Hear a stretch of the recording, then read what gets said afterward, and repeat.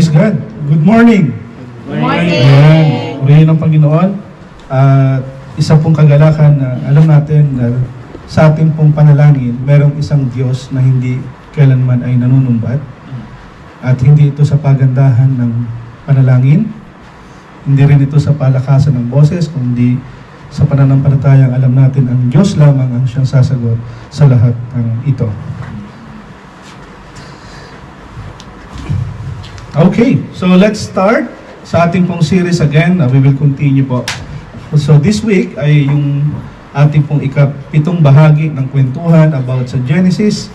And next week ay magkakaroon tayo ng sub-series na session.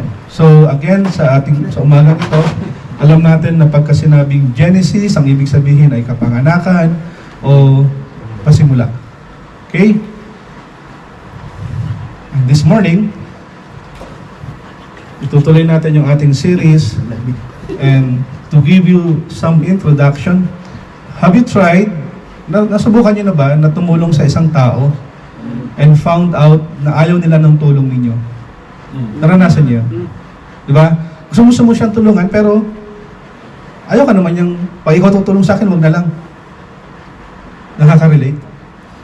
At sometimes, may mga pagkakataon na we are trying to warn somebody about something na pag ginawa mo ito, may masamang mangyayari.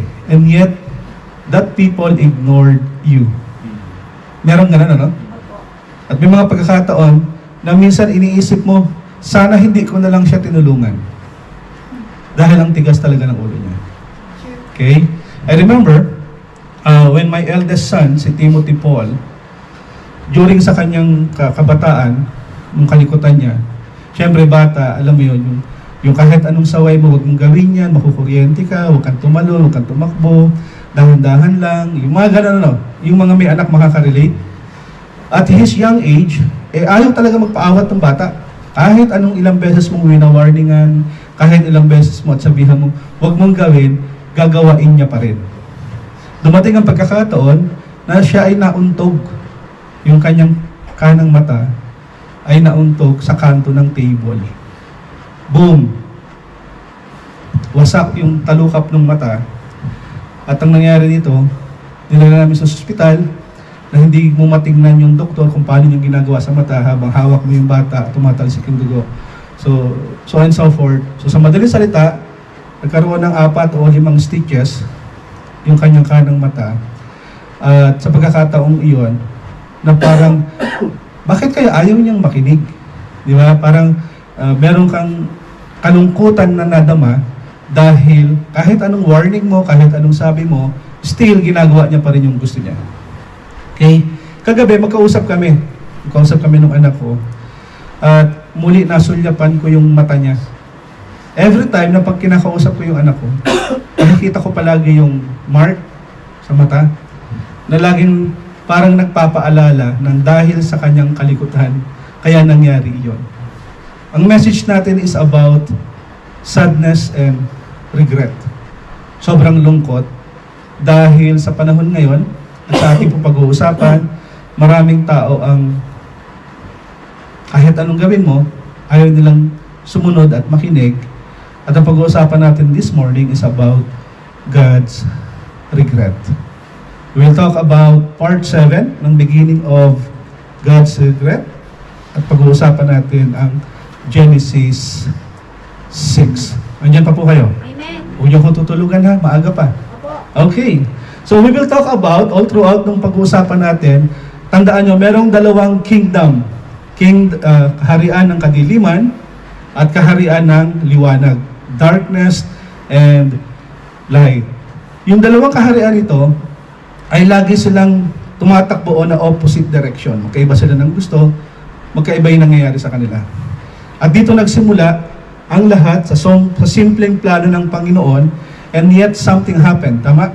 Nahulog ang tao sa kasalanan, and God have to take some action. Okay? Talk about sa Genesis 6. Last week, nung pinag-usapan natin yung Genesis, ano yun? Anong pinag-usapan natin? Kung 6 ngayon, last week ay Genesis and 4 and 5. beginning of death. Okay. So, napag-usapan natin last week, sinabi natin doon na yung simula ng Genesis 4 ay pasimula ito na kung saan merong nakikitang pag-asa. Begins with hope. Ano yung hope na yon? Dito pinanganak si Cain. Tama? Si Cain, yung magkapatid. Ang unang pinanganak ay si Cain. At sa tulong ng Panginoon, si Eva ay nagkaroon ng anak. Tama? And they, naniniwala sila. And Adam and Eve, sa buong pagkakaakala nila, na ito na yung pinangako ng Panginoon na tutubos sa problema ng tao. Yung pagsuway ng tao, pinangako ng Panginoon, magkakaroon ka ng isang anak, descendant ang galing sa iyo, siya ay isang lalaki, at siya ang makikipag-deal sa problema ng kasalanan ng tao. Akala nila ganun ang nangyari. At sinabi nga ng Panginoon, tandaan mo, isa siyang lalaki. So all the while, all throughout ng kwento, ang alam ni Eva, si Cain na yung pinadala ng Panginoon. Pero alam natin, na sa pagkakataong ito, hindi pala si Cain ang magsosolve ng issue ng tao. At ang inakala nila, si Cain ang magdadala ng buhay. Dahil yung namatay na relasyon ng tao sa Diyos brings death. At ang alam nila, si Cain yung magiging parang somehow solusyon o yung pangako ng Panginoon. Di ba? Instead na si Cain ay he will bring life. Ano yung ginawa niya? He took life. Pinatay niya yung kapatid niya. Imbis na siya ay magbibigay ng buhay, kumitil pa siya ng isang buhay, at ang pinatay niya ay ang kanyang kapatid na si Abel. Andiyan pa po kayo? Amen. At the same time, ito ang Panginoon. God's approach question. Tatandaan niyo yun? Nung si Adan at si Eva ay kumain ng puno ng bungang kahoy, di ba? He questioned yung mag-asawa, Adan at Eva. At ang tanong ay, nasaan ka? Tama? Alam natin na si Adan at Eva, they both inadmit nila na kinain namin yung puno ng bunga. And we made a choice. And they feel sorry about it. Pero pagdating kay Cain, alam ng Diyos na pinatay ni Cain si Abel, and God asked a question. Ano yung tanong? Nasaan yung kapatid niya? Ano ang ginawa mo? Tama? Nagalit pa nga siya. Sabi niya, bakit? Ako ba yung brother's keeper? Tagapagbantay ng aking kapatid?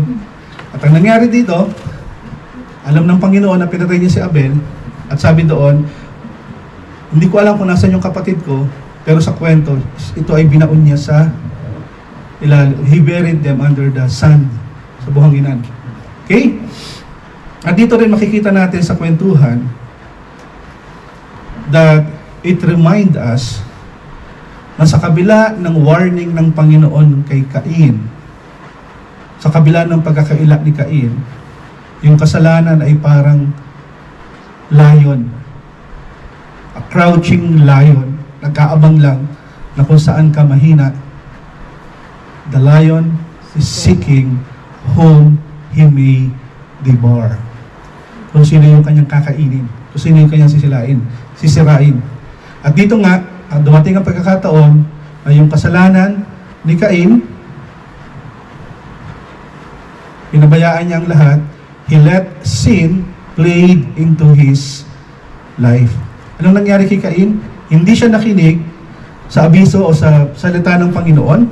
He go on his own way. Ito yung pakiramdam kong okay, ito yung pakiramdam ko, gusto ko siyang patayin dahil merong pride, merong selos. At dumating yung pagkakataon na kung si Cain lamang ay nakinig sa Diyos, hindi sana namatay ang kanyang kapatid. At malamang siya ay hindi rin napariwara. Tama? At nung napagkwentuhan natin na nakaraan, si Adan at si Eva ay nakinig saan daw? The serpent. They ate the fruit and they disobeyed God.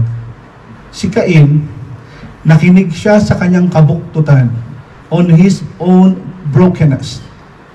He listened to his own voice and he followed that voice and he disobeyed God. Tayo mga kapatid, sa panahon natin ngayon, kung tayo ay makikinig sa ating brokenness, if we continue to listen on our own sinful nature, kung tayo ay palaging makikinig sa kasalanan gusto nating gawin, tandaan nyo that there were some, consequences. You are free to choose, but you are not free to suffer the consequences. At makikita natin dito, di ba last week sinabi natin dito, yung sin will always, basahin natin, number 1, take you further than you want to go, keep you longer than you want to stay, cost you more than you want to pay, hurt others along the way. Ang kasalanan, pag nagpatuloy sa buhay natin, dadalahin ka na to sa mas malayo na gusto mong puntahan. Kapag nagpatuloy tayo sa kasalanan, mananatili kang matagal dito kaysa sa inaasahan mo, gusto mo nang kumawala, nandun ka pa din. Ang kasalanan, pag tayo nagpatuloy, malaki po ang halaga na babayaran mo. At the same time, yung lahat ng taong makakasalamuha mo, pamilya, anak, kamag-anak, nanay, tatay, lahat sila ay masasaktan pag nanatili ka dito. Ito yung panahon na kung saan ang capacity ng ating sinful nature na meron tayo. Tandaan natin that sin will always take you further you want to go, keep you longer than you want to stay, cost you more than you want to pay, and hurt others along the way. At pag-usapan din natin, di ba, yung end ng chapter 4, alam natin na si Abel ay namatay. At ang mundong ito, kung sila ay mananatili sa way ni Cain, ito yung tinatawag na doomsday. Pero sa kwentuhan natin, alam natin na dahil nga nawala na si Abel at nanaig si Cain, alam natin yung kingdom of darkness ay nanatili. Okay? At dito makikita natin, si Adan at si Eva ay nagkaroon muli ng isang anak. Tama? Anong pangalan niya? Si Seth. Si Seth. Na kung saan si Seth ay isang ancestor, foundation, o isang generation na kung saan ang lahi ni Seth ang magiging mabubuhay, na kung saan sila ay makikinig at tatalima sa ating Panginoon. Yun po yung napag-aralan natin last week. Okay? So pag-usapan natin ngayon about Genesis 6:1 to 8. Shall we all stand? At sabay-sabay po nating basahin ang salita ng Panginoon sa umagang ito. Sige po, basahin natin. Napakarami na ng mga tao sa daigdig ng panahong iyon.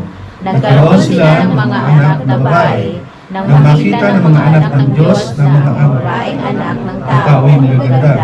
Ang mga ito'y pumili sa kanila ng kanya-kanyang asawa. Sinabi ni Yahweh, hindi ko ipapahintulot na mabuhay ng mahabang panahon ang tao, sapagkat siya'y makalaman. Hindi nalalampas sa 120 taon ang kanyang buhay. Sa daigdig.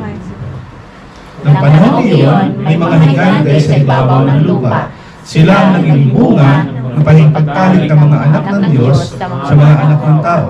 Ang mga higante iyon ay tinanghal na dakilang bayani at tanyag na tao noong unang panahon.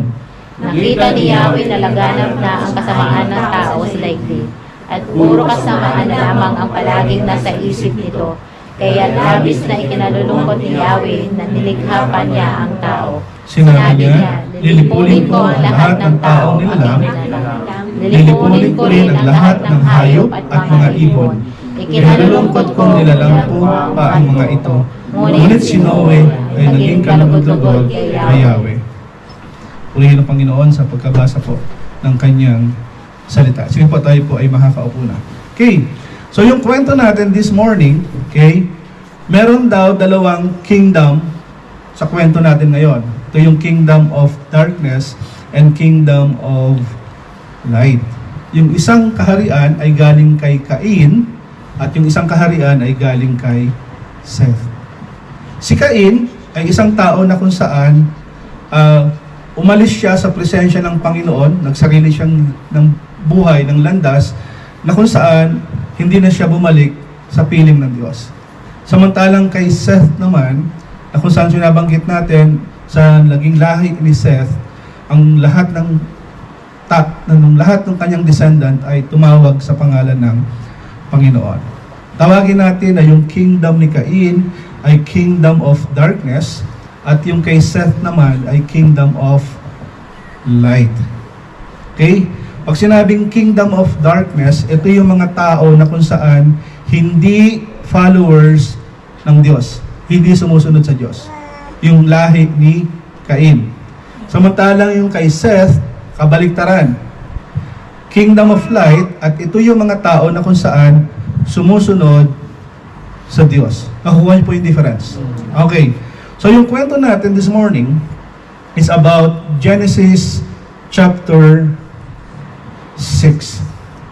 Napakarami ng tao sa daigdig ng panahon na yon at sila nga ay nagkaroon ng mga anak na babae. Nang makita ito ng anak ng Diyos na ang mga babaeng anak ng tao ay magaganda, ang mga ito ay pumili sa kanya-kanyang asawa.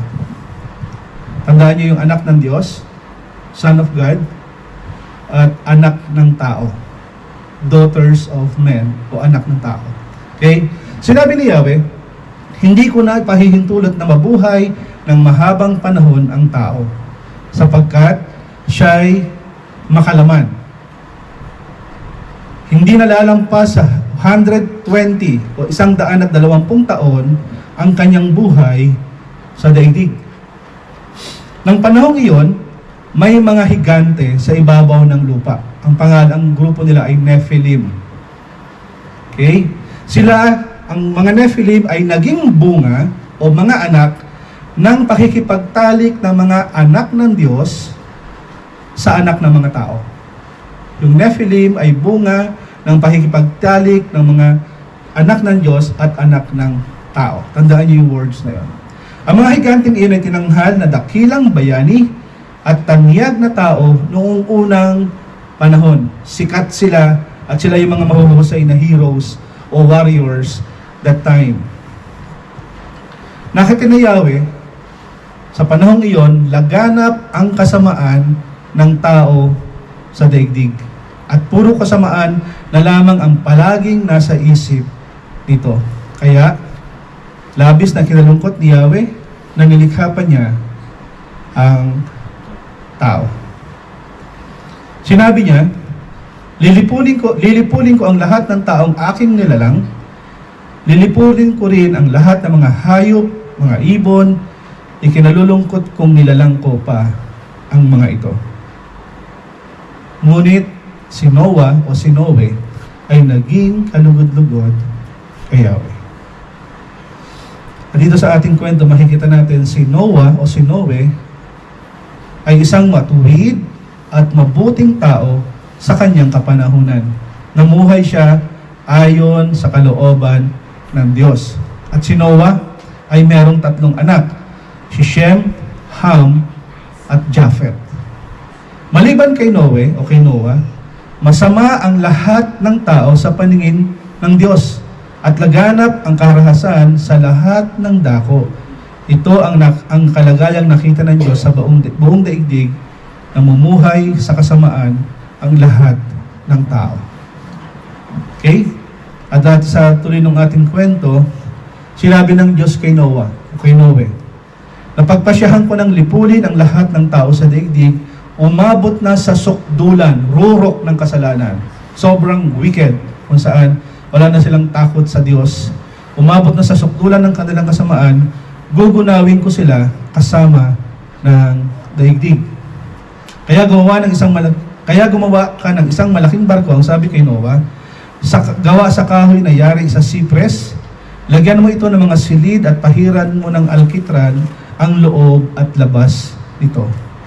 Ang barkong gagawain mo ay merong 135 meters ang haba, 22 meters ang luwang, at 13.5 meter ang taas. Bubungan mo ito at lagyan ng kalahating metrong pagitan mula sa bubong hanggang sa tagiliran. Gawin mong 3 palapag ang barko at lagyan mo ng pintuan sa tagiliran. At dahil sa inutos ng ganito kay Noah, siya ay sumunod at sabi dito, palulubugin ko sa tubig ang buong daigdig at malilipol ang lahat ng may buhay sa balat ng lupa. Ngunit, ang sabi ng Diyos, ako'y gagawa ng kasunduan natin. Sabi niya kay Noah, isama mo ang iyong asawa at mga anak na lalaki, pati mga asawa nila, at pumasok kayo sa barko. Magsakay ka ng isang lalaki at isang babae ng bawat uri ng hayop at ibon upang magpatuloy ang lahi nila. Magsakay ka rin ng tagi-isang pares ng bawat uri ng ibon at hayop na kung saan nga maglaan ka rin ng lahat ng uri ng pagkain para sa kanila. On the last part ng kwento, at ginawa nga ni Noah ang lahat ng iniutos sa kanya ng Diyos. Yun po yung ating kwento this morning. At makikita natin, kung pag-uusapan po natin yung Genesis 1 up to Genesis 6, actually maraming mga tanong yung nagpa-pop up. At maybe kayo din po, ay dumating yung pagkakataong hindi ko talaga maintindihan yung salita ng Panginoon. May mga pagkakataong parang andali ko siyang intindihin, pero may mga pagkakataong hindi ko talaga siya maintindihan. Nakaka-relate sa mga nagbabasa ng Bible, tama? Hindi natin talaga siya maintindihan. Pero tandaan natin yung sinabi ng Biblia. Isaiah 55, 8-9. Basahin po natin. For my thoughts are not your thoughts, neither are your ways my ways, declares the Lord. For as the heavens are higher than the earth, so are my ways higher than your ways, and my thoughts than your thoughts. Hindi man maintindihan natin ang lahat ng nakasaad sa Biblia, ang sabi ng Diyos, yung kasing pag-iisip ko ay hindi ninyo kaisipan. At yung aking kaparaanan ay hindi nyo naman kasi kaparaanan. Kung paanong mataas ang langit sa lupa, ang aking kaparaanan ay higit sa iyong kaparaanan. Magkaiba tayo ng daan. At ang aking kaisipan ay hindi maaabot ng kaisipan ng tao. Alam natin yon na hindi man natin maintindihan ang sinasabi ng Biblia. And I believe all of us can relate. All of us were able to experience God in our lives. Tama? Amen. Hindi man natin naintindihan yung sinabi ng Biblia, pero lahat tayo ay nagkaroon ng tagpo na kung saan meron tayong tinatawag na experience, encounter with God. Tama mali?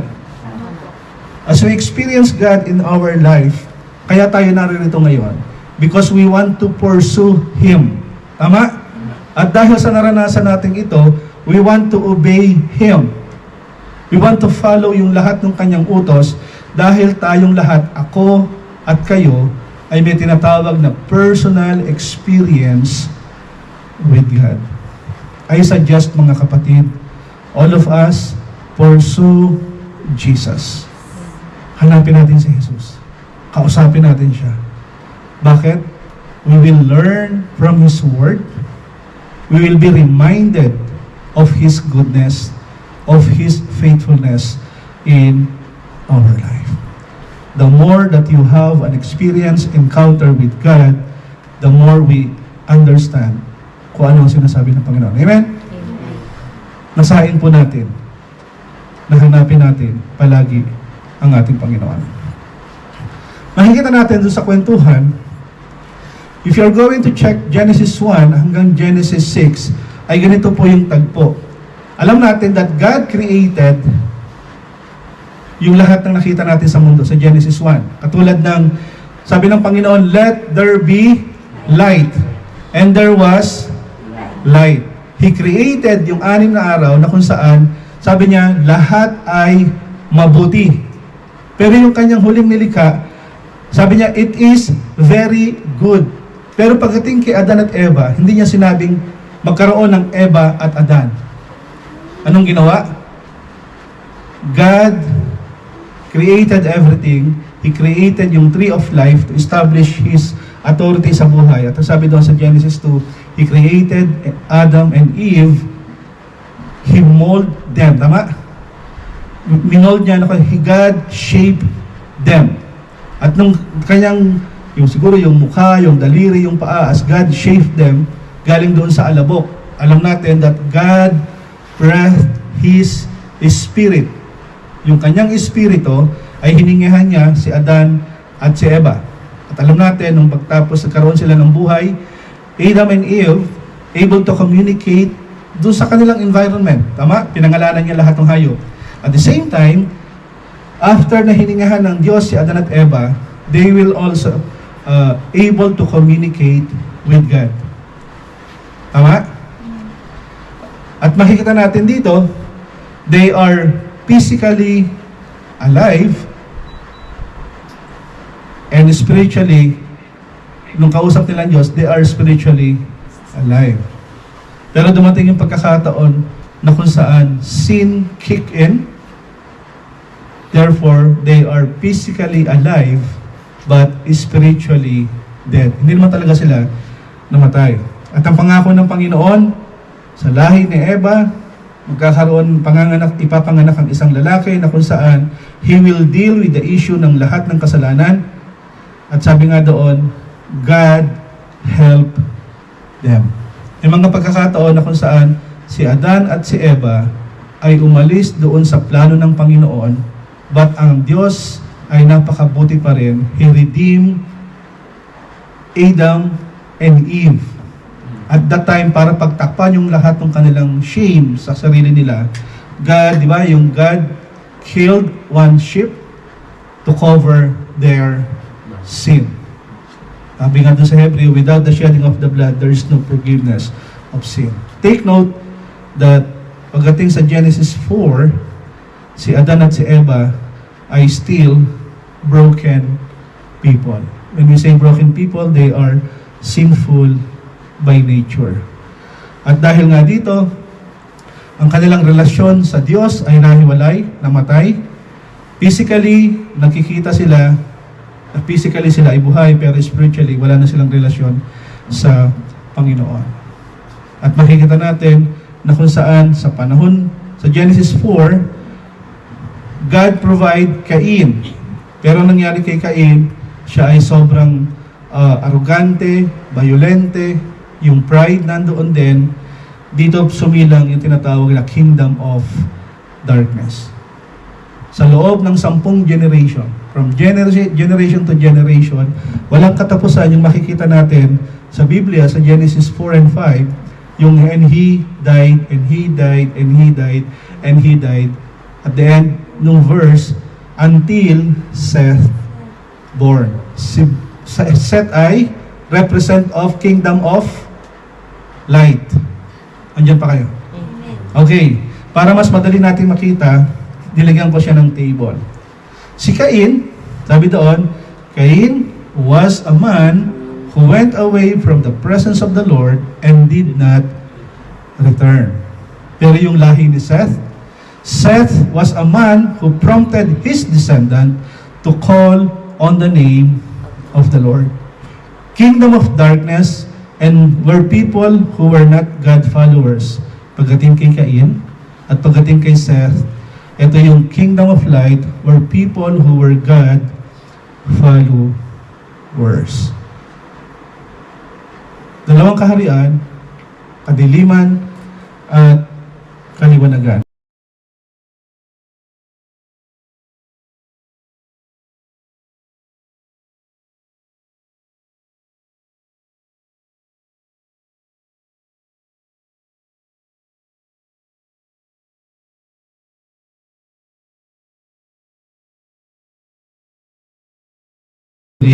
With God 300 years and had other sons and daughters. Altogether, Enoch lived a total of 365 years. Enoch walked faithfully with God, and he was no more because God took him away. Kingdom of darkness, people will lose their way. Hindi na alam kung saan sila papunta. Pero kung ikaw ay kasama ng Diyos, if you are in the kingdom of light, ang tendency po nito, you will walk with God. Take note yung word, Enoch walk faithfully with God. Alam natin na kapag ikaw ay nasa kadiliman, wala kang papupuntahan, pero kung ikaw ay nasa liwanag, at the end of the road, there is a light, there is a hope, na kung saan alam mo kung saan ka papunta. Don't forget that we have two distinct kingdoms, light and darkness. Ano ang mangyayari kapag yung light and darkness, yung kingdom of light and darkness, when they mingled? Tingin nyo.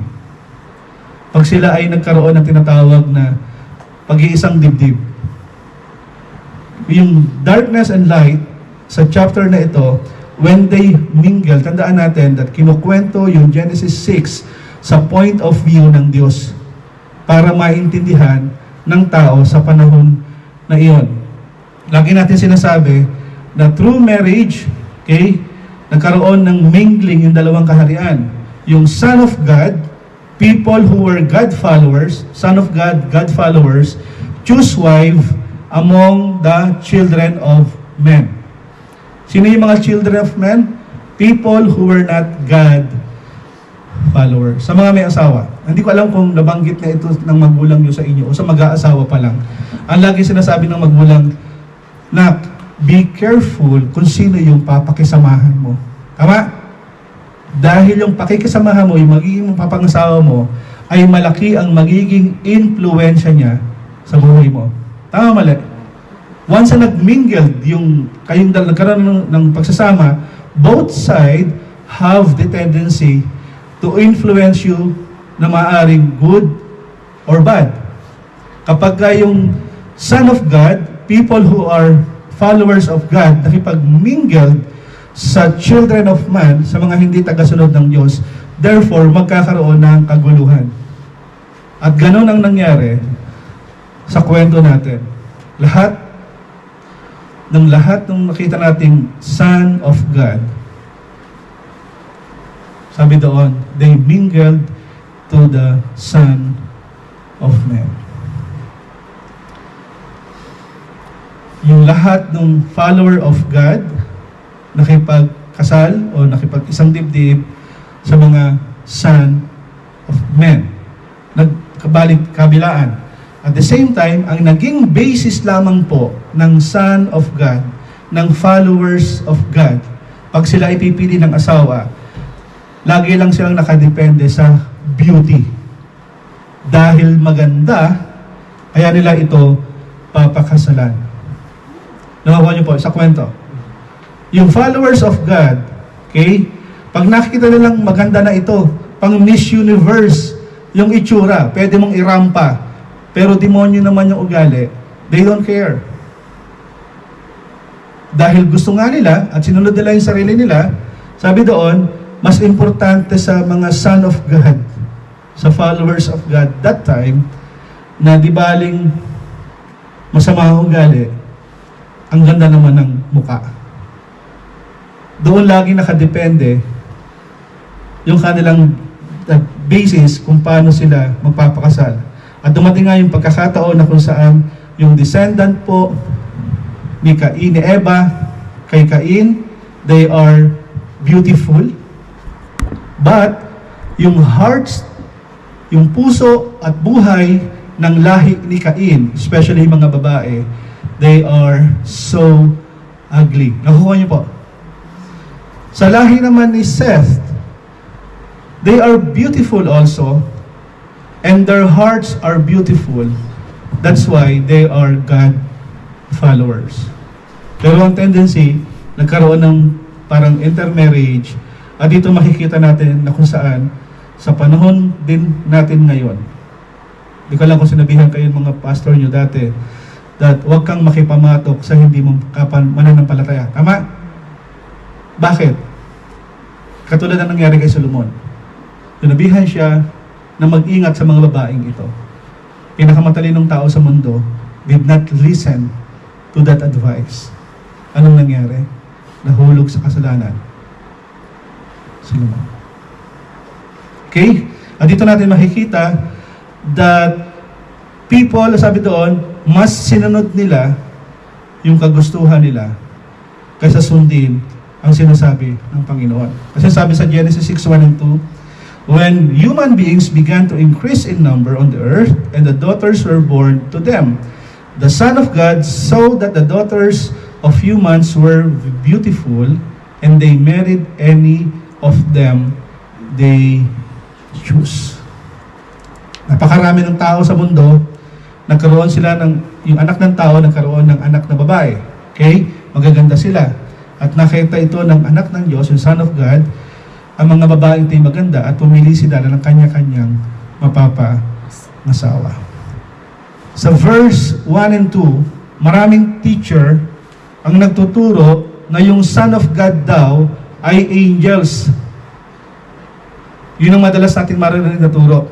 Sometimes po, sa Bible ay nakasaad naman talaga that some Son of God are angels. Pero sa chapter na ito, chapter 6, ay ganito po ang sinabi sa Matthew 22. Ang sabi doon, at the resurrection, people will neither marry nor be given in marriage. They will be like the angels in heaven. Here, pinakita that Jesus does not say humans will become angels after death. Hindi niya sinabing ganon. And angels and human are entirely different kind of beings. Sa kwentuhan natin sa Genesis 6:1 and 2, sinabi doon, sila ay hindi mga anghel. Okay po. Kaya merong kingdom of darkness and kingdom of light. At ang sinabi doon, then the Lord said, my spirit will not contend with humans forever, for they are mortal. Their days will be 120 years. Sinabi ng Diyos, hindi ko na ipahihintulot pang mabuhay ng mahabang panahon ang tao, sapagkat ang tao ay masyadong makalaman, fleshly, carnal. Okay? Hindi na lalampas ng 120 years ang buhay sa kanyang daigdig. Tanda natin mga kapatid na yung pasensya ng Panginoon ay hindi mauubos. Never runs out.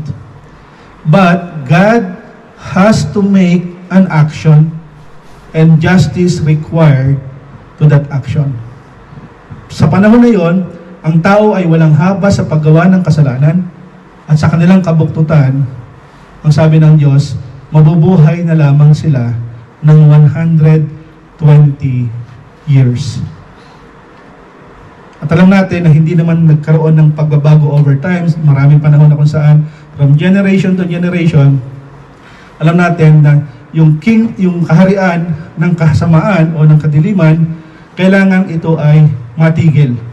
At dapat manatili ang kingdom of light at ito po ay nagpapatuloy sa panahon natin ngayon. Kung babasahin po natin ang Biblia, okay, maraming kwento na kung saan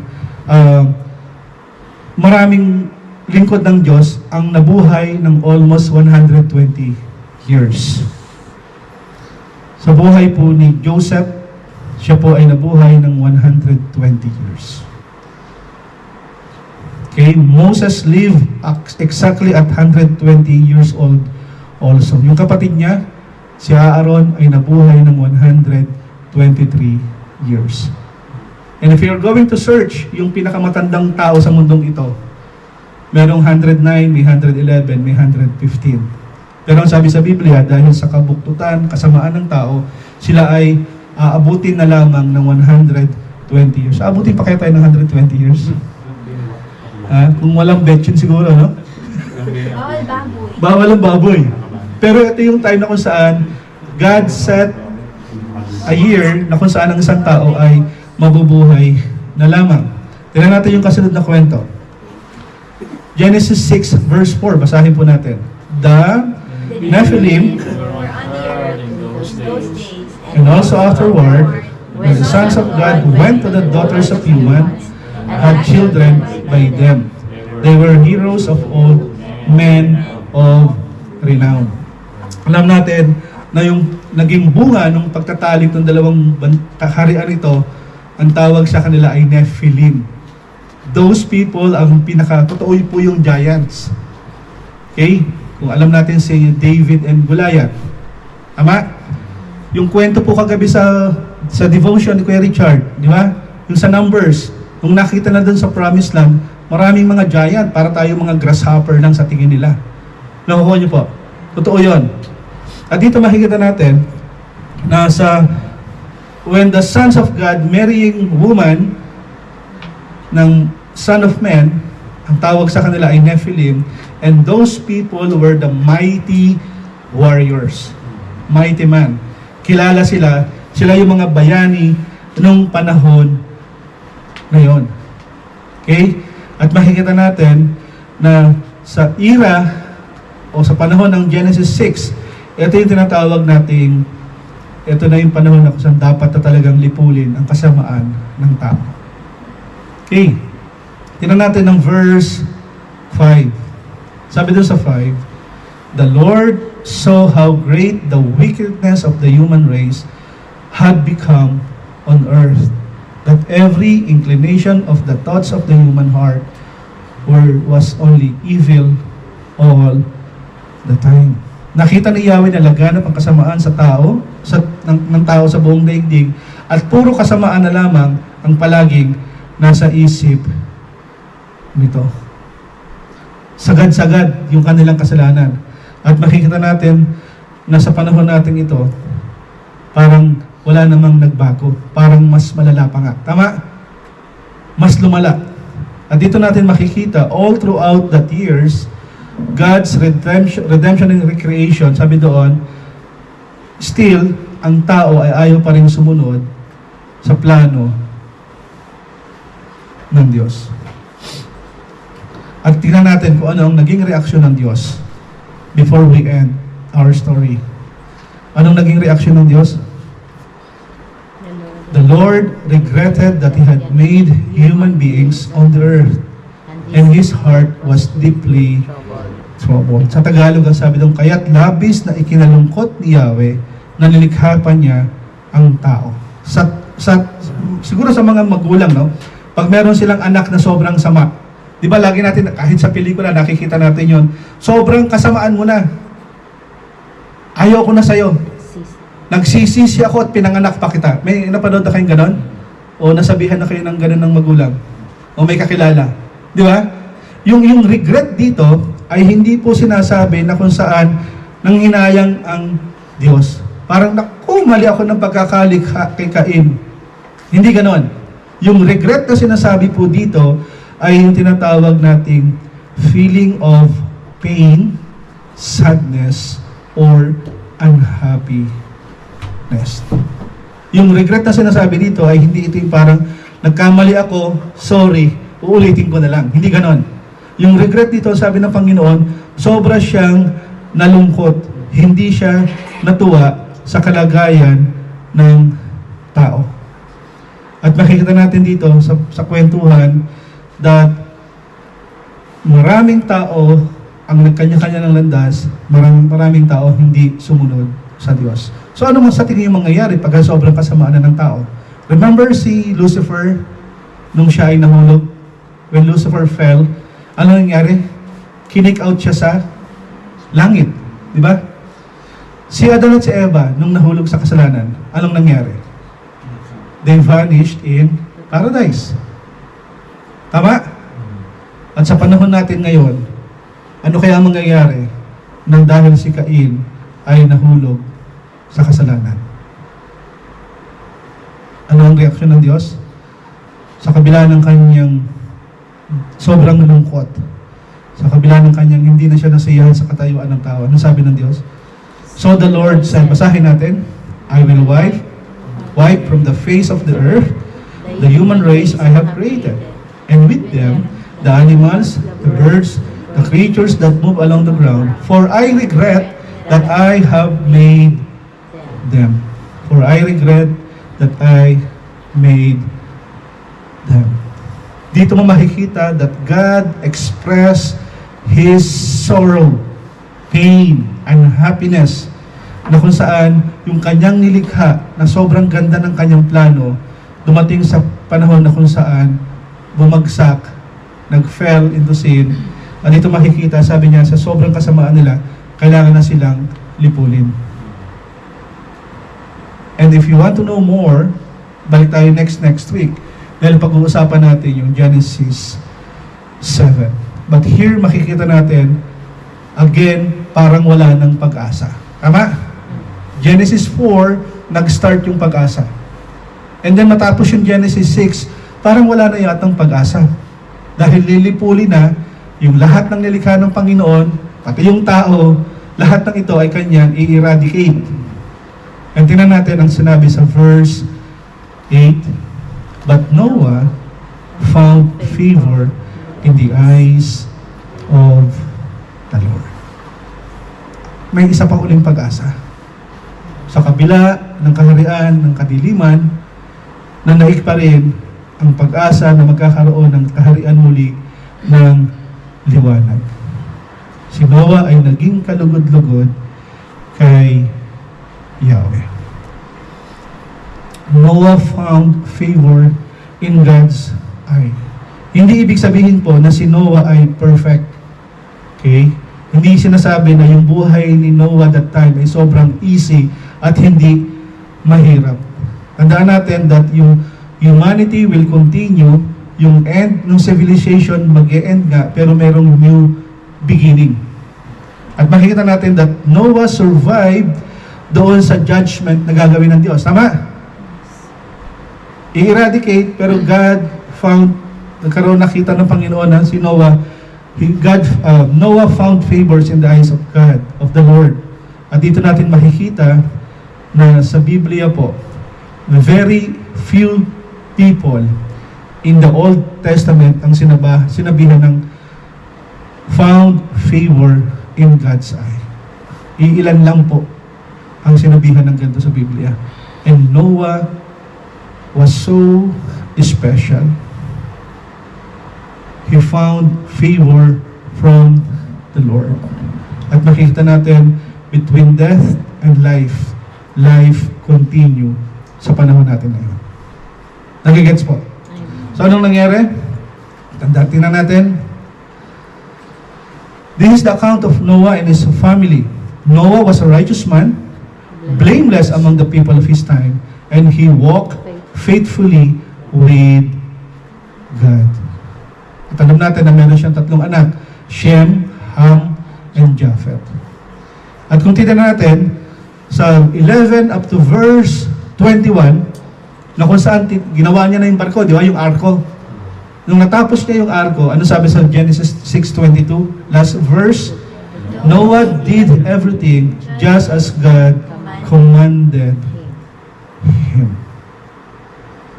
Ito natin makita na si Noah ay tumayo, lumakad ayon sa plano ng Diyos, and he found favor in God's eyes. Tingnan natin dito, sa panahon ng tao, sa panahon ni Noah, makita natin yung pagiging sinfulness ng tao, yung pagiging selfish nila. But yet, Noah was righteous in the sense that he did was right. Blameless. Walang naipinta sa kanya. In the sense na kung saan, he didn't do what was wrong. Hindi niya ginawa ng iba. At makita natin dito that Noah was a moral and God-honoring man. Pag sinabing blameless, dito mo makikita na ang isang tao ay sumusunod sa salita ng Panginoon. Hindi siya perfectong tao, at hindi rin siya, sabi natin, sinless. Pero morally, he is a perfect man. Sinunod ni Noah ang lahat ng sinabi ng Panginoon. At makikita natin dito that Noah enjoyed a very close relationship with God. Genesis 5:22 to 24. Sa kabila ng kabuktutan ng tao, sa kabila ng kasalanan ng tao, still, ang Panginoon ay nananatili. God is a God of second chance. In fact, many chance. Di ba kayo nagulat? Bakit ang sama-sama ng taong ito, hindi pa tumamatay? May ganun ba? Di ba? Parang ang dami naman masasagasaan niya, bakit hindi pa itong taong ito? Bakit? Because God is a God of second chance.